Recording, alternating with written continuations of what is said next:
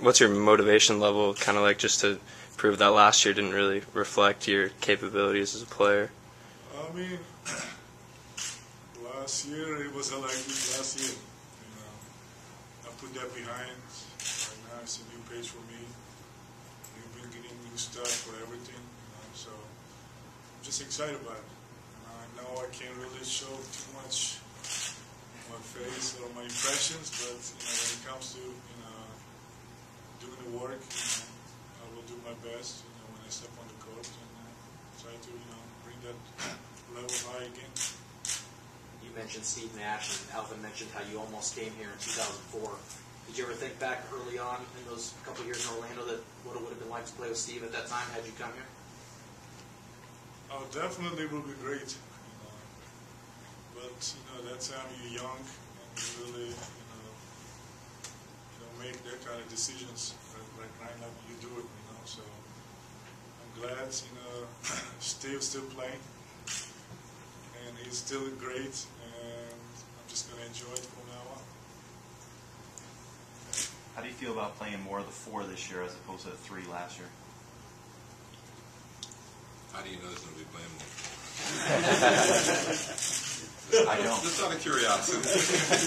I don't. Okay. No, I think he'll be playing. He's a multiple position player. I think he'll play 2, 3, 4, and in certain situations, maybe even 5. So, that's the great thing about having him as a player. I think that whatever you need at that particular time, I think you can plug him in, and I think that's what he'll be able to get done for him. That's why we were so excited about having him. I think he can. It's almost utility influence. Wherever we need him, I think he can play there. I think one thing that happens with Hedo is you watch him on the court, and you watch how well he handles the ball and how fluid he is in his movements and how talented he is, and you forget that he's 6'10". He's a big guy. A lot of length. As a 20-year-old that came to this country and didn't speak much English or any at all, what was your first conversation like with Lon as you were trying to get a job in the NBA?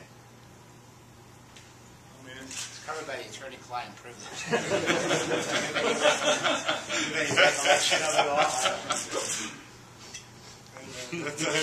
It was mostly you need to be in Chicago tomorrow at 2 o'clock.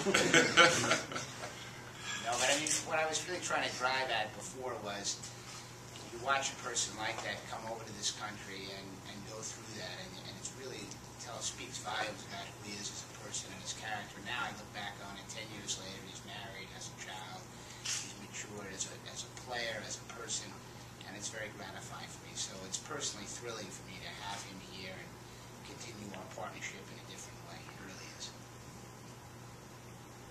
But I don't know what the first conversation was. I don't remember it. I was speaking Turkish. So. You've been in the Eastern Conference a while. Have you decided to play in the West now? I am actually, and especially being in the right team, the way they played, and I think it's a good fit for me. So I think I can do stuff that really can help me to be in a better situation, and hopefully that will carry on and help the team to be in a better situation too. Have any of the guys reached out to you, given you a call or anything like that? And if so, not yet, because I came here last night. But it will be throughout the summer. And I will get their numbers and try to get to know them and try to make myself more comfortable throughout the summer. And when I come here, they were already great to me. So by the coaching staff and training staff, so I'll start to talk with the guys too and see how it goes, what they thinking, and hopefully it will be a really easy transaction for me when I come back in September. Going back to your rookie year, your love of pizza, your pregame, Have you found your source here? Have you explored that at Not yet. Not yet. I'll have time. You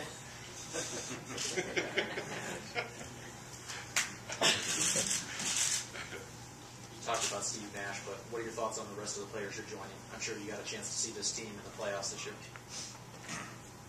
Yeah, I mean, I had a chance to play with Grant in Orlando. I have to give a lot of credit to Jared. He played great in playoffs. Dragic too, and all the other guys. However they've been used, I think they did their part in the best. That's why they were succeed. It wasn't just like a particularly like just one or two guys. That's how you become a really good team if you get your best from the other guys and when they do their part, and so you become a good team. When he and Steve are on the court at the same time, what added dimension does it give the offense when you have two guys that are facilitators like that? Well, I think just that. I think it allows us, the one thing that we hadn't been able to do is play Steve off the ball some. You know, he's so great with the ball, but I think everyone forgets that, you know, he's probably one of the two best shooters in the league. When you're talking about a guy that's gone, you know, for the last 3 years, you know, 50, 40, and 90, and they only mentioned Larry Bird, you know, is another guy that have done that. When you're and Larry Bird are the only two guys in a certain class, it's probably a pretty good class. So I think it'll allow us to play Steve off the ball some and allow him to be, you know, somewhat of a spot-up shooter or a catch-and-shoot guy, because I think Hedo's very good at creating situations for other players or creating situations for himself. So it just gives us another facilitator on the floor that can create plays.